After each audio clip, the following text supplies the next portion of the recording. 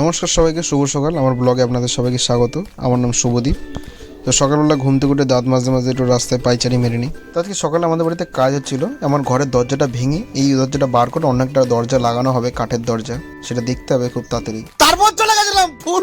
তারপর সকালবেলা ব্রেকফাস্টের নামে চা খেয়ে বসে বসে পড়তে।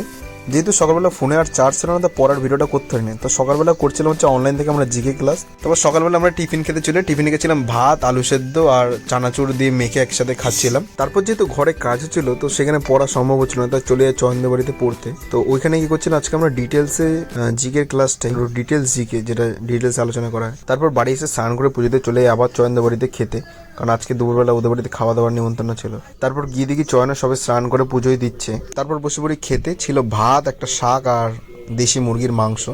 তা আমি আর চয়ন বসে বসে খাচ্ছিলাম। তারপর প্রতিদিনের মতো চলে যাই সন্ধ্যাবেলা টিউশনি পড়াতে। তারপর বাড়ি এসে বসে পড়ি আবার পড়তে। তো সকালবেলা ডিটেলসে যে জিকে ক্লাসটা করছিলাম, সেখানে কিছুটা বাকি ছিল সকালবেলা। তো বাড়ি এসে বসে পড়ি সেই ক্লাসটাই কমপ্লিট করতে। তারপর ডিটেলসে জিকে ক্লাসটা শেষ হলে বসে পড়ি রিজনিং করতে। রিজনিংটা অনেকদিন করা হয়নি।